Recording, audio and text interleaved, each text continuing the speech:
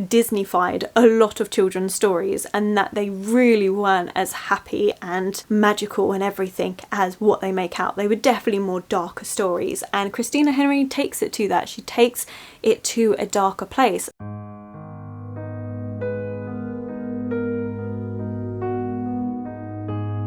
Hello my loves, and thank you for joining me. It's Kirsten, and this is a bit of an impromptu video, but I've decided to rank all of Christina Henry's books. Now, Christina Henry is a horror author. A lot of her work is primarily retellings and done in a darker, twisted way, which is how I first found her work and absolutely adored it. Thought it was absolutely amazing, and at this point I have read all of her current published work, and I thought it would be really interesting to actually rank these. Now I am going to go from my least favourite to my favourite, and you guys please put in the comments below whether you agree with me, what your top Christina Henry book is, or if you're just here for some horror recommendations that have some retellings put in, then let's continue on. Okay, so I'm not going to ramble on too much. So starting with my least favourite, which is actually the most recent book of hers that I've read, and that is The Ghost Tree. So this is a horror book that's all about this town, and beside the town is this dark forest that nobody ventures in. Everyone thinks it's haunted and everything, and it turns out that once a year a girl goes missing, or well, is murdered, but the whole town just forgets about it. There's this curse upon this town that the girl gets sacrificed to this monster. The result, in effect, is that everybody in the village just forgets it's even happened. And even if you move away from this village, something will bring you back to this town. I really liked it for that aspect. However, the way that this is written has got so many different perspectives in that it just kind of breaks up that atmospheric read. And a few of the perspectives I just felt like we didn't really need. It was more about like these two girls that were really close friends that have now grown apart. One of them is a lot more focused on boys and everything. The other one still wants to play in the woods. Then you have a few other perspectives and everything where you start finding out a bit more about the curse and everything. I just feel like this book was being pulled in too many different directions, and it took away from that darker atmosphere that I've come to expect with Christina Henry books. Also, the actual ending and how they vanquished the monster was just so easy and wrapped up so quickly. Like, it was so paced, and then you get to the ending and how they actually need to vanquish the person, and it's so fast paced, and I'm just like, this is such a shame, because there was so much that was good in this book. Like, we've got our main character's brother, and he somehow knows things are happening even though he's nowhere near them, and it's so interesting, and it could have been explored a bit more could have been done on that, but it just wasn't. So I feel like this definitely wasn't her strongest book. Still an okay read, but yeah, not her strongest. Then we have Red Queen, and this is the second book in her Alice in Wonderland series that she did. I was disappointed with this one. I really enjoyed the first book, which we will talk about later on in this video, but this one just felt like a completely different read. It had a completely different feel to it. The first book was so dark, so twisted, and I kind of expected that in this one, but it just, the feel was completely different. And also Alice, she has this ability, like she is a magician, and in the first book she ends, talking about it now, but she ends up vanquishing the bad person in the book with her magic, and now in this book spends the whole time thinking she's not very good at it, you know, she doesn't have any great powers, and she just kind of second guesses herself. And I'm just like, well, hang on a minute, you know what you did, you are capable. But yeah, it didn't feel the same, and it was such a shame because I really liked the characters. I really liked that darker side. Now, that was some complaint for some people, as it was so dark, but then to have this book that just had a completely different feel, like, that's what brought it down for me. And honestly, this was my least favourite for a while, just because if you read the first book and then this book straight after one another, you would not have felt that they were following each other, because even though they do follow on exactly from those events, the feel to this book is so different. But Ghost Tree kind of knocked it out its place, just because I felt at least this one followed a bit more of a storyline and was a bit easier to read. This one was a lot more disjointed, I felt. But yeah, such a shame about this one.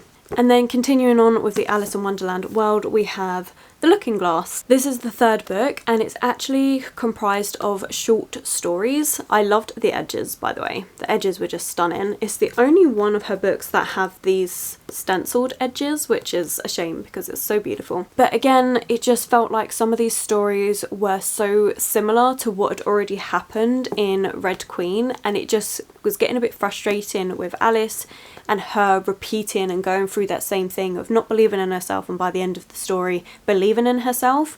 Now there is one story in this which I loved, and that's where we're following Hatcher and how he became Hatcher. Really enjoyed that story, thought that was so interesting, and she has kind of left it open with one of the stories to possibly continue on with a different story in this world, and I would still pick it up. It's just they're not my favourite with terms of how everything changed, the feel of the story, the essence and everything changed. But as I said, there is one story in here which I really did enjoy, and that is the story that kind of holds this book for me, because otherwise it would be in the exact same place as Red Queen, but this one is a bit higher because of that backstory to Hatcher, which he is the Mad Hatter in the story, and I really like him as a character, and having a bit more as to why he ended up the way he did was really good. I really liked it for that. Then we have The Mermaid, and this one is a Little Mermaid retelling. Well, it's not even really Little Mermaid, it's actually more about P.T. Barnum and his mermaid and everything that came about, which is an actual thing that happened in history where he conned everyone into believing that he had a mermaid or something. I don't know the full story properly. And the only reason why this one's lower on the list is because, again, I went into it thinking it was going to be more of a horror story, and this one isn't. It's still darker, but it's not horror. I think I kind of let myself down because I expected that darker read. Now I know, knowing what to expect from this one, if I was to reread it, I'd probably really enjoy it. I haven't reread it, so I definitely think I will soon, actually. It's darker in the sense that it's quite a toxic place that our mermaid has been put into, situation that she's being kept in and everything, but it's not got those horror elements anymore. And I think that's the only reason why in my mind this one doesn't rank as highly, because her first few books that I read I adored because of that horror aspect. I hadn't read anything that had gone as dark as that before, and I did go into it with those sort of expectations, and I think as long as you take that out of it, then The Mermaid's really good. Or if you are someone that doesn't like some of her books because of how dark and twisted it was, then do try The Mermaid, because it's not like that, and I think you might prefer this one even more. Which I didn't really talk about what this book was about, and I didn't talk about these two, but these two are a continuation of the first book, which we'll get to.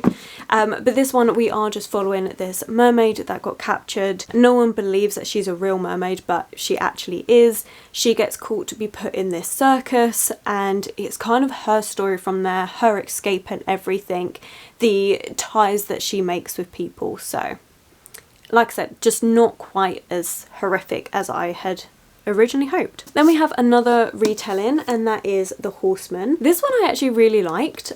Beautiful red sprayed edges, absolutely gorgeous, and we have a retelling of Sleepy Hollow and the Headless Horseman, and I really liked this. So we have transgender representation in here, and we see their battle to try and prove to his nan and granddad that, you know, he is himself and he isn't this little girl that they initially raised and stuff. And you see that conflict of how one of the grandparents accepts him for it, the other one just doesn't understand it and is always like, you know, you need to act like the girl that you are and stuff. But by the end of the book they have that closer connection, and there's that understanding and respect between the two of them.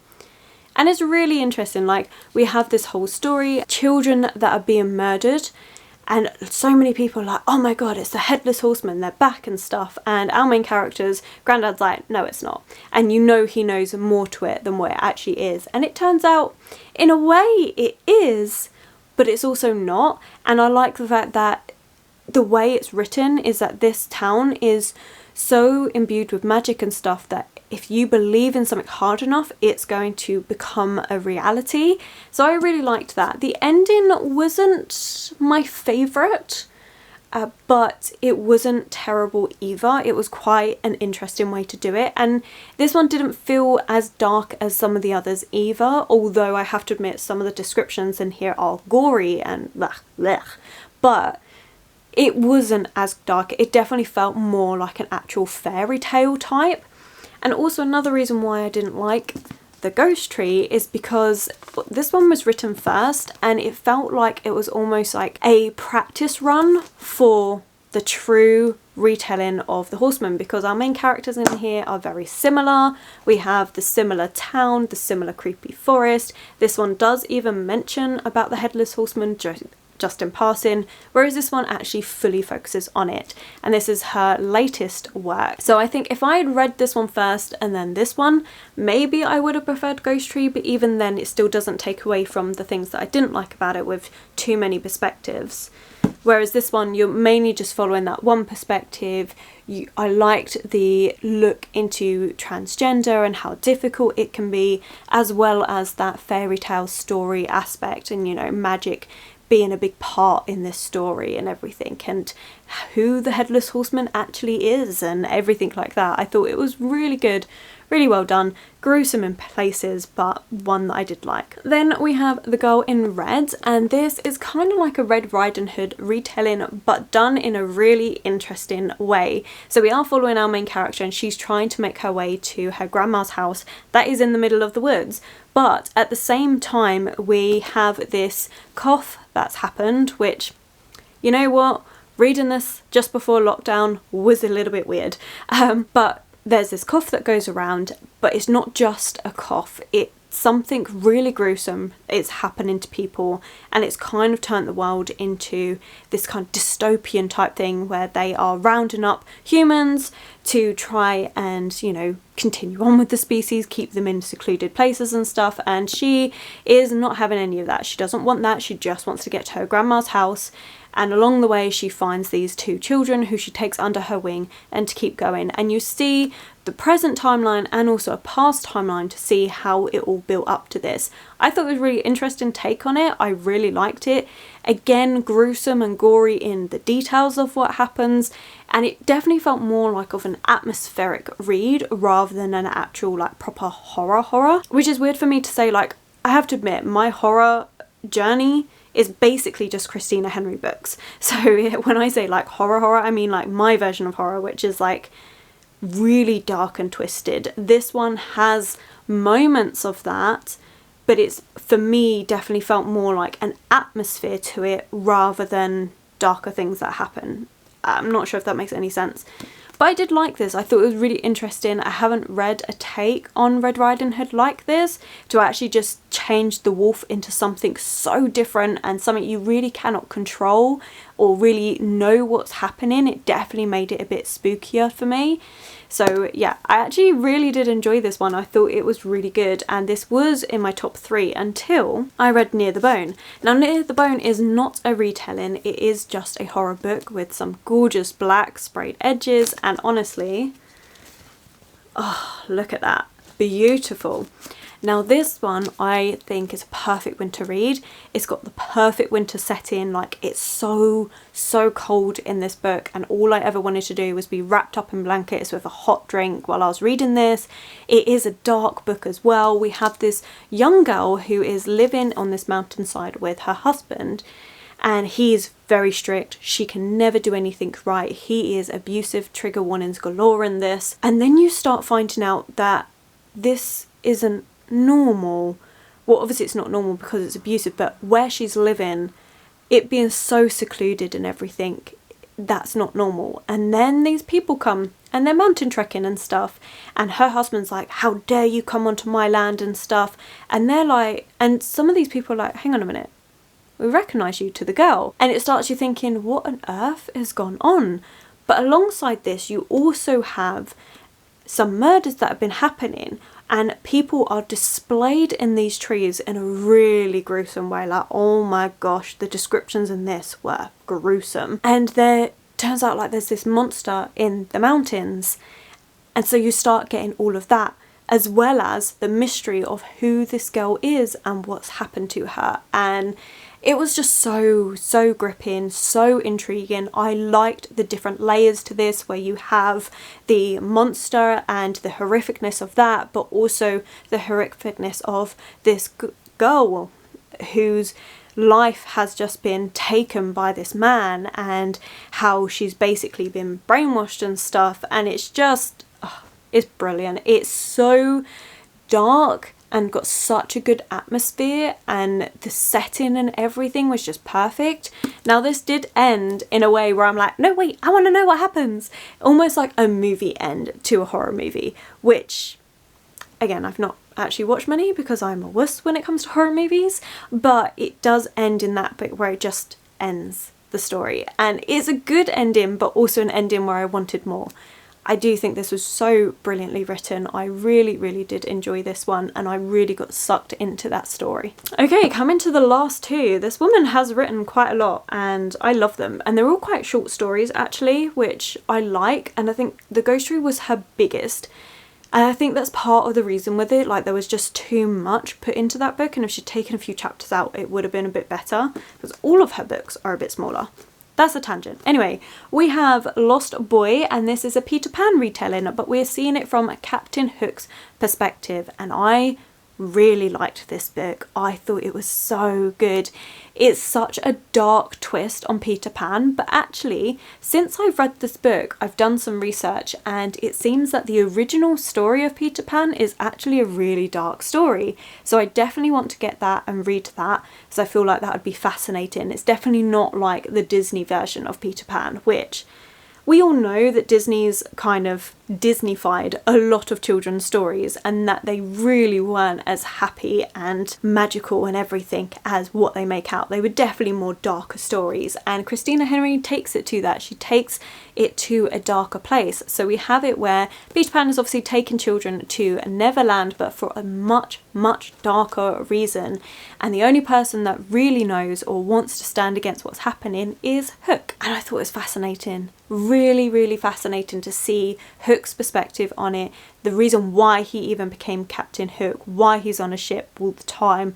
It's just, I loved it. I thought it was so original, so interesting, and definitely one of my favourites of her books. Like, it was just brilliant. I don't want to say too much because they are shorter stories and it will give it away. And for me, when I was reading it, I loved the twist. I loved that darker part in it. I thought it was just amazing. So yeah, it just kind of hits a point where Hook's like, this is one too many times now. I've had enough of supporting this, and that's it. I just can't do it anymore. And so he starts going against Peter Pan, and yeah, really, really good. Absolutely adored this. And then we have the first book I ever read of hers, and what seems to be my favourite even still, and that is Alice. And this is the first book in the Alice in Wonderland series that she's done so far, which is kind of like a trilogy. Whether she continues it, I don't know, but this is dark. This is twisted, and trigger warnings galore. Please be careful going into it, but it was so good. I really liked it. I don't know what that says about me as a person, but I thought it was brilliant. So we are following Alice, and Alice is actually in a mental institution, which her family put her in because when she was a child, she came back with blood all over her and talking animals and, you know, strange tea parties and everything. And her friend that had gone with her never came back. So her family didn't know what to do with her. They were quite an upper class family, and so they put her in a mental institute, and that's where she befriends Hatcher, who is in the cell next to hers. They've created a little hole where they can talk to each other and everything, and then something happens in the mental institute and they break out. They get free and they go on this journey, and Hatcher is the only person that believes what's happened to Alice was actually happened. It's really good, really dark. It takes you on this journey, and you go to different things where you see the caterpillar, you see all these different characters from the original story, the rabbit and everything, but they're so much darker. Like, it's so dark, and it's all about this hunt for magician, and Alice being one, people wanting to take that power for themselves, the things that they do to people in this and they do to the girls. Like, it's horrific, but I was encaptured. Like, I couldn't look away. It was, yeah, it's dark. and that is people's biggest complaint of this, is how dark it is. And I do feel like Christina Henry hasn't gone as dark as this since, because it's disturbing. It's a dark, disturbing read, and I don't have any other words to describe it other than that, which is why this one is ranked so lowly, because if you read these ones back to back, this one is nowhere near as dark. Still a slightly darker read, but nowhere near as much as Alice, and you really do feel that difference, you know, just the language that's used, the atmosphere and everything between the two books. You would not think they were the same books if it weren't for the fact that you have the same characters, and this one does take place straight after the events of Alice. It was just, oh man, this one was, it is dark, it's a difficult read, it is not for everybody, but it's one that I really liked and I thought was really well done, and honestly is what started off my love for Christina Henry. So I think it's always going to be at the top, because I haven't read a book that's gone as dark and twisted as that, and like I said, I'm not a massive horror reader. If it's not a retelling that's gone as dark as that, I probably wouldn't step into the horror bit. For those reasons, it is my favourite of hers, because it really did push me outside my comfort zone, and also started my love of Christina Henry, who is an auto-buy author. Even though I haven't enjoyed every single one of her books, like there has been a couple that hasn't quite held it up, she's still an author that I would recommend if you're looking for a horror author, or if you're looking for a darker, twisted retellings of things, then she's someone that I will always recommend. And they are always really short books, really quick, easy to get into. So yeah, there we have it. Those are her books. How many books do we have here? 1, 2, 3, 9 books, which I do love. I have to admit, the original 3 books that I read of hers were these 3, The Mermaid, Lost Boy and Alice. I also love how all the covers go together so well. I think it's amazing. But yeah, it's just expanded upon. Anytime she brings out a new book, I will be picking it up, because I'm always curious to see her take on retellings, and not just retellings. As I've discovered with Near the Bone, her just general horror books are very well written. Whether she's got more books than this, I don't know. I don't think so. Let me check. Hang on. Nope, she doesn't. I have got all of her books. But they are brilliant. I really enjoy them, and it's not just for the horror aspect of it, but also the retelling aspect of it as well. Retellings is my favourite subgenre. If you have any other authors that you think do amazing retellings in just a little bit of a different way, then let me know, because that is what drew me to Christina Henry in the first place, was just her different take on retellings. So yeah, I absolutely adored it. I hope you enjoyed this video. Again, let me know if you've read any of these and which ones you have preferred, like what's your favourite and least favourite of her books. I'm always curious to know. And if you have any other authors that you think I should do a ranking video of, let me know. If I've read their books, I would definitely get on that. But I think that's it for today. If you have made it this far, then put a little rabbit emoji, I think, to go with the rabbit that's on the cover, who the rabbit in this is not a cute bunny at all, but let's put a little cute bunny emoji just to go with that. And if you have enjoyed this video, don't forget to give it that thumbs up, subscribe, comment to let me know that you're here. Social media links will be linked below, and I will of course catch you in the next one.